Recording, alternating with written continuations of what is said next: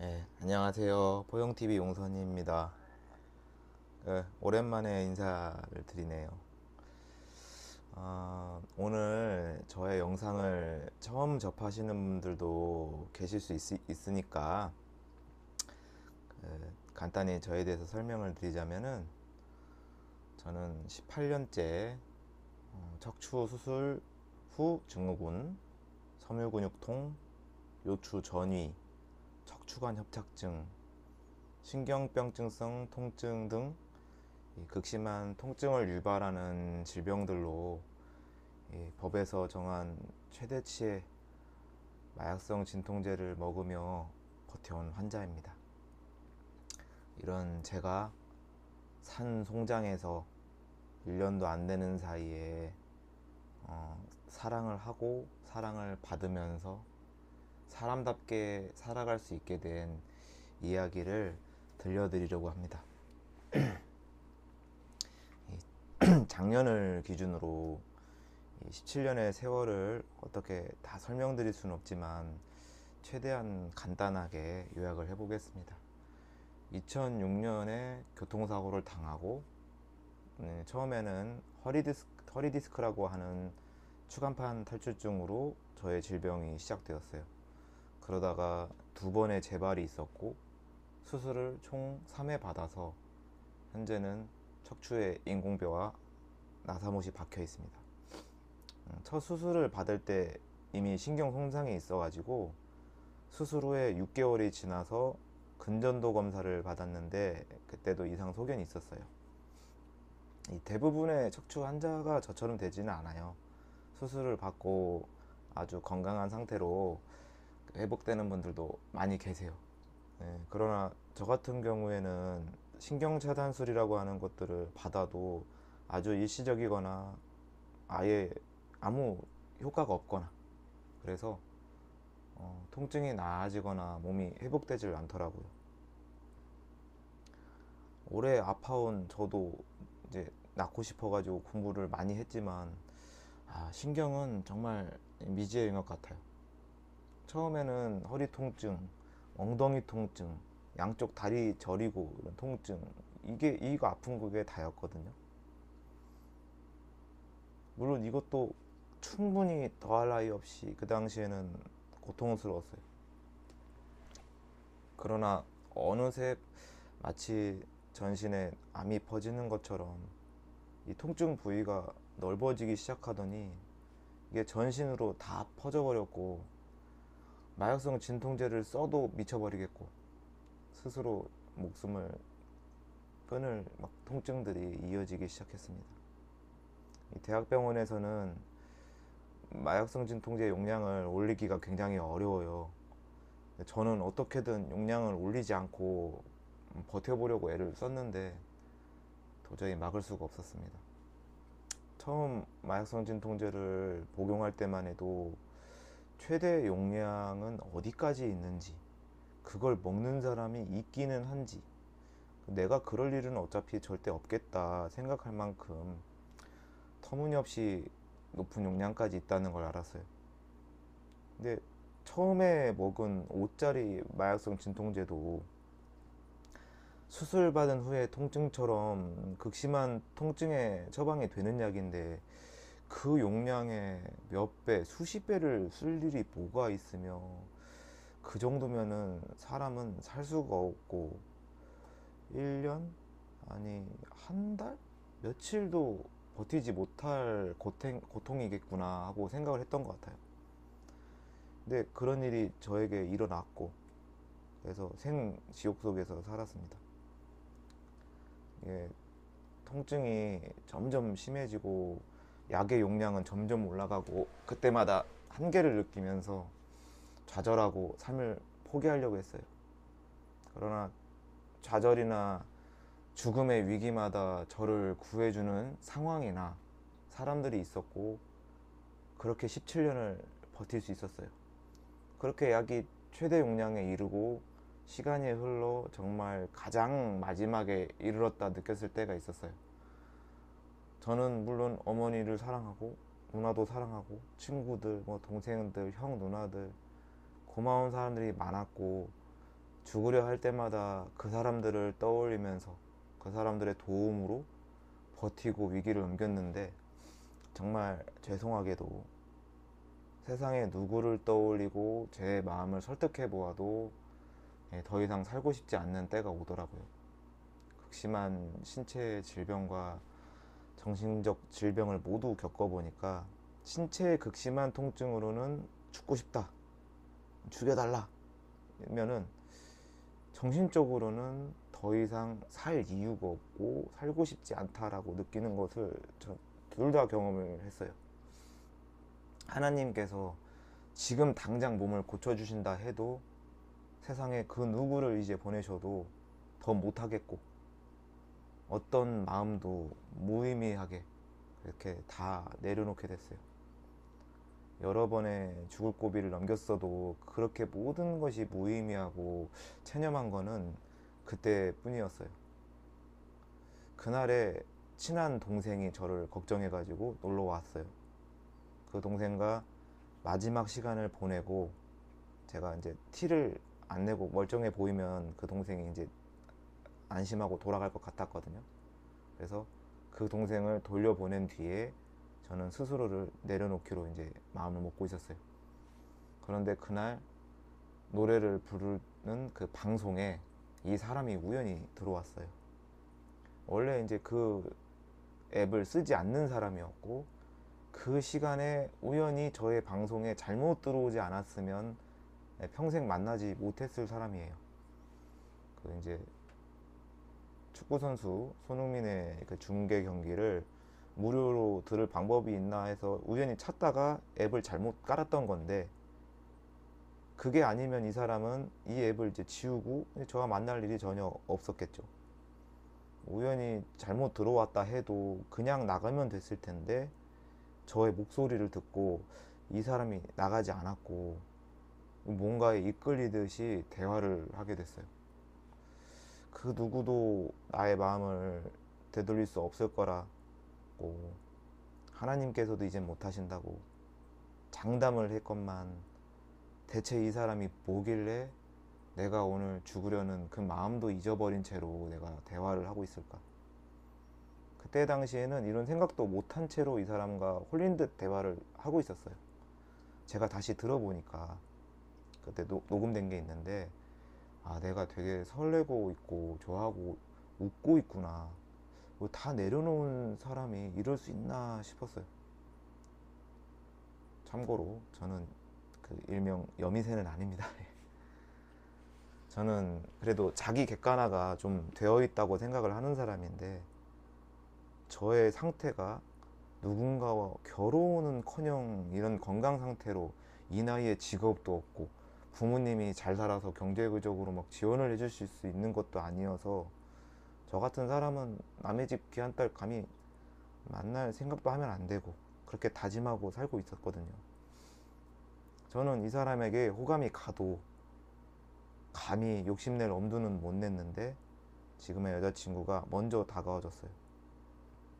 저의 지난 방송도 다 들어보고 제가 어떤 상황에 어떤 처지에 있는 사람인지 가감없이 모두 알고도 먼저 용기 내어서 다가와 줬거든요. 이런 저에게 먼저 다가와 준 게 고마워서가 전부이면 저는 이 사람을 안 만났을 겁니다. 근데 대화를 하면서 저와의 공통점이 이렇게 많은 사람도 처음 봤고, 무엇보다 저의 이런 견고한, 그렇게 오래됐던 그 마음을 돌린 이 설명할 수 없는 그 힘이 무엇일지, 그리고 어떻게 이 타이밍에 나타나서 내 다짐을 무색하게 만들어 버렸는지 궁금하더라고요. 근데 계속 생각을 해봤는데요, 처음부터 지금까지 하나님이 아니라면은 도저히 설명도 안 되고 있을 수가 없는 일이더라고요. 제가 스스로 가장 초라하고 비참할 때 왜 그 사람 눈에는 내가 제일 멋있고 최고의 남자로 보였는지 이해가 안 갔어요. 저는 이상주의자도 아니고 제가 생각하는 저만의 조건과 현실이 분명히 있어요, 저도. 그렇지만 그게 요즘 사람들이 말하는 뭐 누군가 어떤 사람의 집안, 학력, 뭐 직업, 뭐 재산 등의 이런 조건을 보는 기준을 가진 사람은 아니었는데 돌아보니 어느 순간부터 그런 기준에 저를 맞추고 있었더라고요. 그래서 나는 아무것도 가진 것도 잘난 것도 능력도 없는 세금 축내고 밥을 축내는 버러지라고 스스로를 끝도 없이 비하도 했어요. 그런데 이 사람은 저 스스로도 잊고 있었던 저 자신의 가치를 봐줬어요. 진심으로 제가 어떤 사람인지 저 스스로 느끼지 못했던 부분들까지도 이야기를 해주니까 그 사람의 말이 설득이 되고 납득이 되더라고요. 아, 이 사람 내가 불쌍해서 만난 게 아니구나. 세상 가장 초라하고 비참하다 느끼는 사람을 세상에 대체 불가인 최고의 사람으로 진심으로 봐주는 여자를 제가 어디에서 또 만나겠어요. 저 또한 제 여자친구를 그 누구와의 비교도 대안도 생각할 수 없는 최고의 여자라고 생각을 해요. 세상 어느 대단한 집안에 시집을 갔어도 사랑받고 인정받는 여자로 저에겐 너무 과분하다고 생각을 하거든요. 요즘 같은 세상에 저보다 11살이 젊고 뛰어난 학력에 직업에 훌륭한 부모님, 형제들, 화목한 가정, 제가 아닌 어떤 사람도 탐낼 사람이라고 생각을 하는데 그런 사람이 세상 모든 남자 다 제쳐두고 나이 많은 아저씨를 왜 선택했을까? 지금도 저의 가까운 사람들 중에는 저와 여자친구 만남을 진짜 믿기지 못한다는 반응도 많아요, 지금도. 여자친구도 처음에는 저를 만난다는 것이 여자친구의 그 가까운 모든 사람의 우려와 걱정을 받을 일이란 걸 저도 모르지 않아요. 그럼에도 그런 용기를 내서 저를 만나준 여자친구의 선택이 틀리지 않았음을 증명하게 해주고 싶은 그런 마음도 있었거든요. 누군가에게는 그냥 허락된 건강이라 제가 하는 노력이 아무 의미가 없을 수도 있겠지만 저는 여자친구에게 가까이 가기 위해서 제가 할 수 있는 저만의 노력을 시작했어요. 제가 어떤 사람인지 다 알고 만난지라 여자친구가 저에게 바란 건 단 두 가지였어요. 한결같은 마음으로 자신만 사랑해줬으면 좋겠고, 그리고 건강한 몸으로 자신의 곁에 오래 있어줬으면 좋겠다, 이건데, 근데 처음에 그것은 자신이 있었어요. 근데 두 번째는 그 당시 저에게는 장담할 수 없고 너무 어려운 일이었어요. 너무도 엄청난 종류의 약들과 엄청난 용량의 약을 먹고 있었고, 이 펜타닐로 살이 수십 킬로가 빠져서 점점 말라 죽어가고 있었으니까요. 그래서 제가 이 약속을 지키려면 일단 죽어가는 길에서 벗어나야 했는데, 이 방법은 극심한 고통에도 도저히 불가능할 것 같았던 약을 줄이거나 끊는 일이었습니다. 이것은 어떤 의료진도 저에게 어떻게 하라 말할 수 없는 일이고 굉장히 위험한 일이기도 했어요. 정해진 방법이 없었던 일이니까요.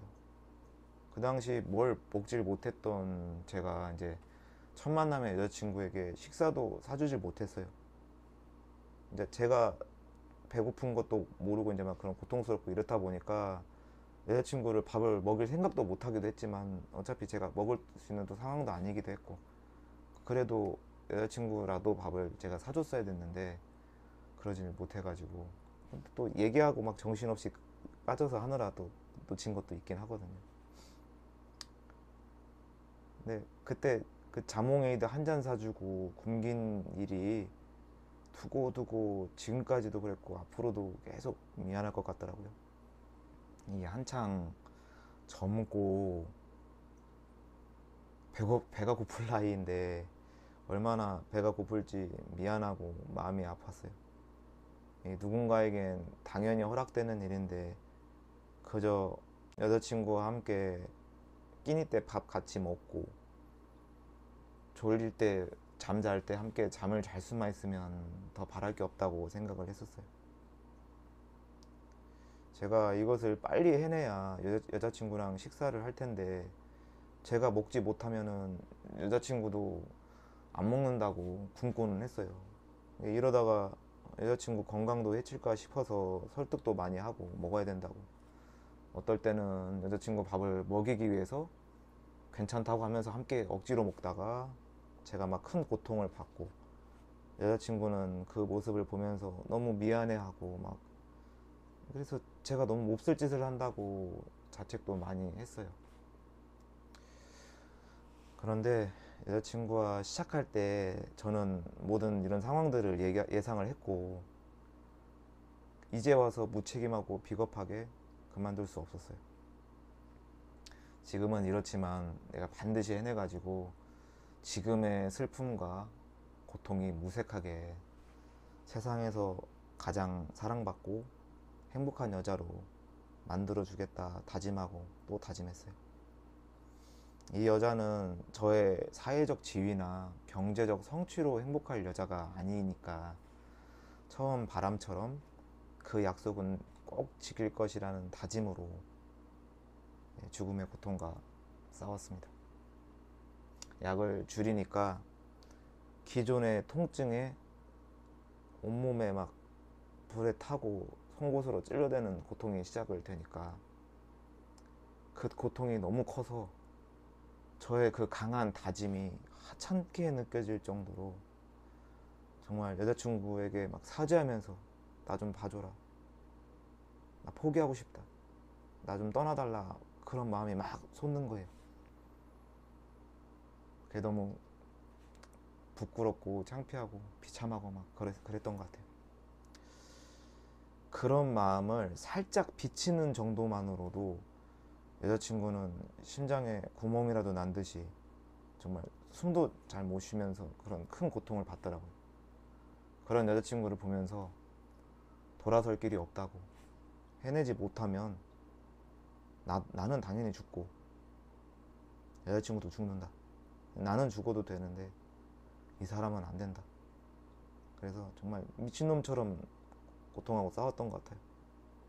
그 고통의 시간이 너무 더디게 흐르고 이 고통이 줄어들긴 할까? 없어질까? 언제? 너무 두렵고 끔찍하고 하루에도 셀 수 없이 많이 계속 포기하려고 했어요. 그렇게 조금씩 정말 펜타닐을 줄여가고 정신건강학과 약들도 줄여가기 시작을 했어요. 뭔가 해냈다 싶다가도 다시 큰 고통에 또 좌절하고 이만큼 줄인 것도 돌아버리겠는데 이 많은 약들과 용량을 언제 다 줄일지 이게 앞이 보이질 않더라고요.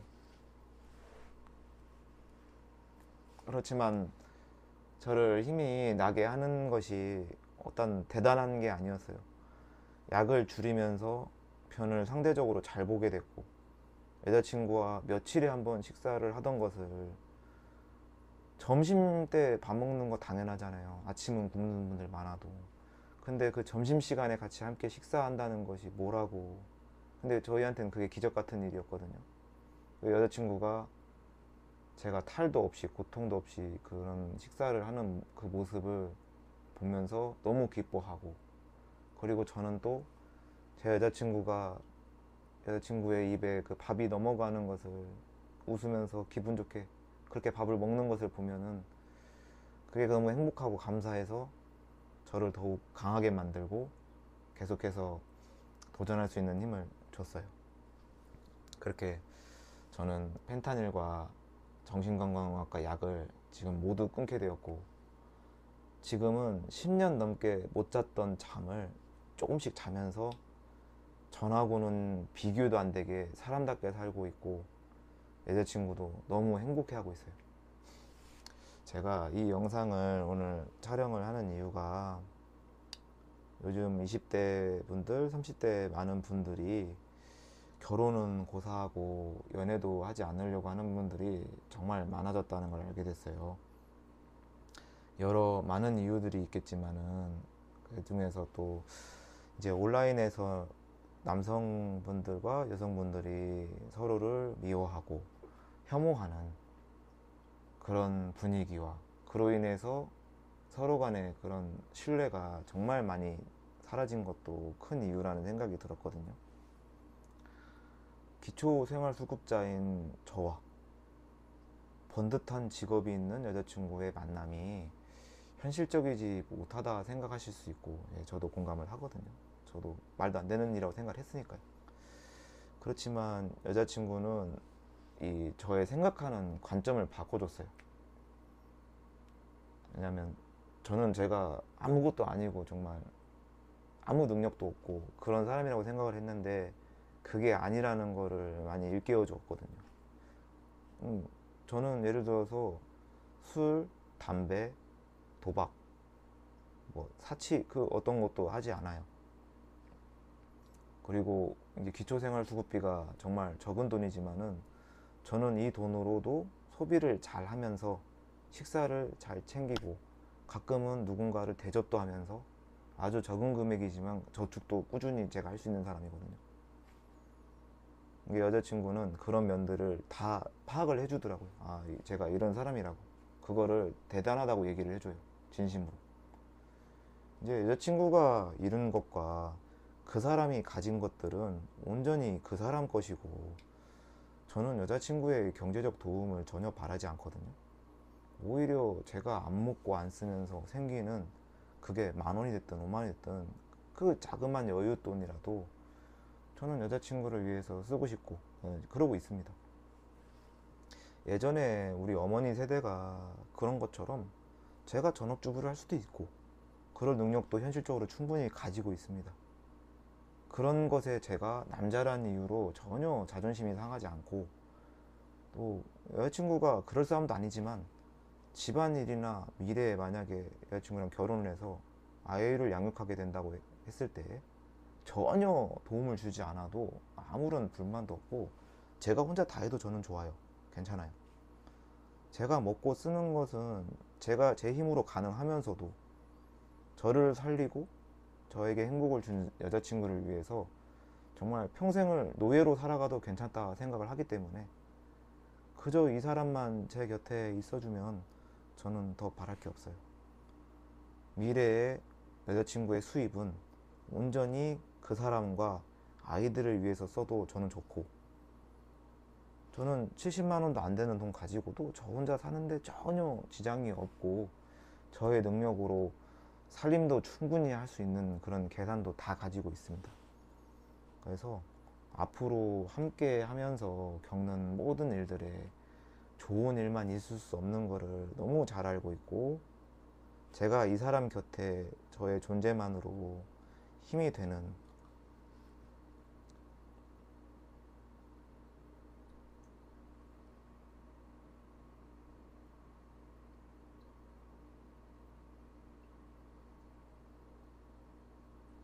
제가 이 사람 곁에 저의 존재만으로 힘이 되는 사람이고 저의 사랑으로 만족하고 행복할 수 있는 사람이기에 이게 가능한 일이라고 생각을 하거든요.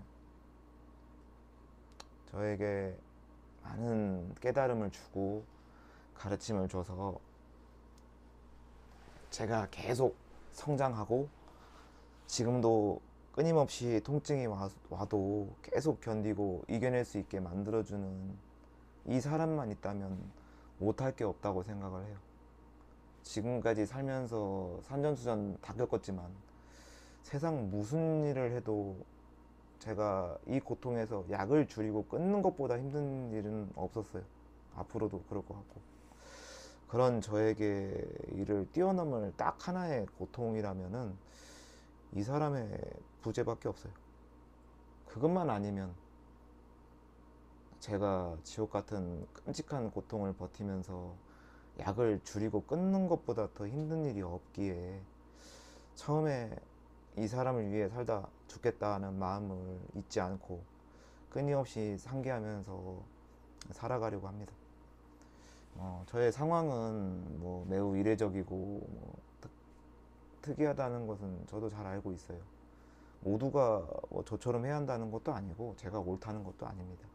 그냥 우리가 살면서 누군가를 사랑하고 사랑받는 일에 이 본질을 잃어가고 있다고 느껴서 그것을 찾아가는데 사람들에게 저의 이야기가 조금 도움이 되길 바라는 마음으로 영상을 촬영을 하고 있어요. 우리의 뭐 조부모님들, 부모님들은 현실을 전혀 모르셔가지고 그 어려움 속에서 저희를 낳고 기르셨겠는지를 생각을 해봤어요. 뭐 라떼는 말야처럼 뭐 그분들처럼 단칸방에서 시작하고 뭐 헝그리 정신으로 하자는 뭐 그런 얘기가 아니고, 그런 현실적인 어려움 속에서 우리의 부모님들도 궁극적으로 행복해지는 방법을 찾고 그 방법을 선택하시고 그랬다 생각을 하거든요. 저희 여자친구는 제가 아픈 것이 문제가 안 된다고 얘기를 해요. 보통은 이게 말도 안 된다고 생각이 당연히 들잖아요.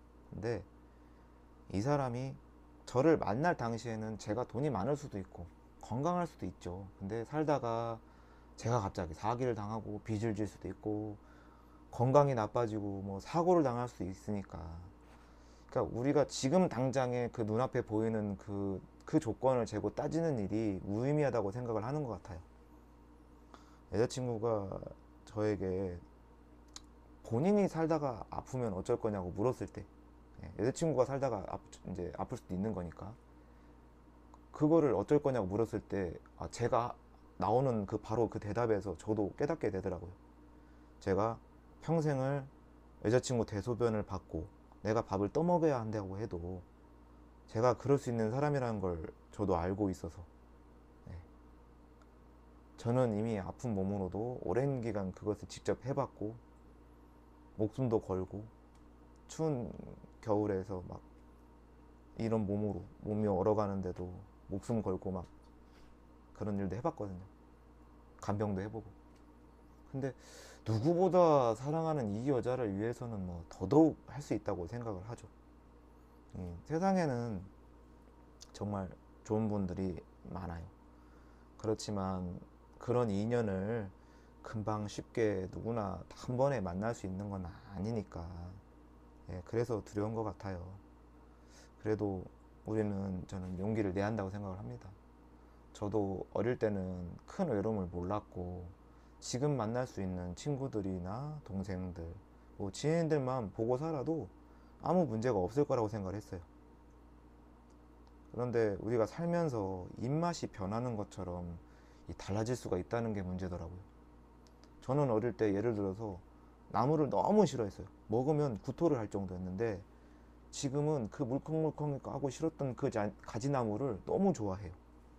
그런 것처럼 제가 아프다가 몇 년 전에 어느 순간 정말 뭐라 설명할 수 없는 미친 듯한 외로움과 고독함, 이런 것들이 막 뼈를 막 애는 듯한 막 그런 것들을 겪어보고는 알게 됐어요.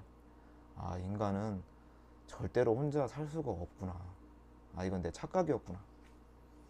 뭐 누가 있잖아요. 반드시 뭐 어떤 남녀가 막 짝이 돼서 뭐 그렇게 살아갈 수밖에 없다는 얘기가 아니라, 그게 이성간이 될 수도 있고, 우리가 누군가를 사랑하고 어쨌든 간에 그게 누가 됐든 간에 누군가를 사랑하고 사랑받으면서 살아가야 하는구나 라는 걸 깨달은 거예요.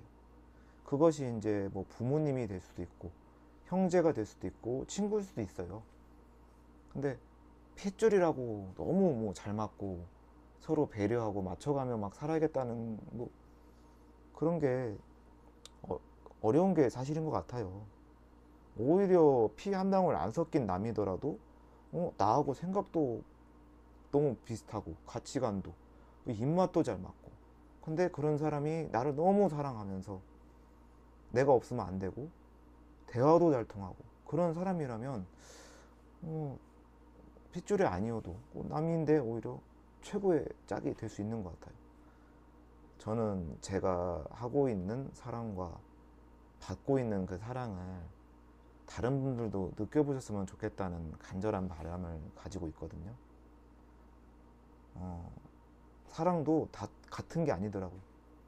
전에는 사랑이었어, 이것도 사랑이었어, 그렇게 느꼈는데, 정말 이 사랑은 세상에 그 어떤 가치와도 비교할 수가 없고 바꿀 수가 없는 정말 큰 행복을 주는 이런 사랑도 있구나. 이게 있으면 어떻게든 사람이 살아갈 수 있구나. 그리고 어떤 좌절이 와도 다시 또 일어날 수 있겠구나 라는 거를 매번 깨닫고 배워가는 중입니다. 오늘 긴 시간 여러분들에게 많은 말씀을 드렸는데요. 제 영상을 보는 어떤 분들이 저의 어떤 말에서 뭔가를 조금이라도 깨닫고 좋은 영향을 받으셔서 좀 더 오늘 내일은 더 따뜻해지고 좀 더 행복해지시면 좋겠습니다. 다음에 또 뵙겠습니다. 감사합니다.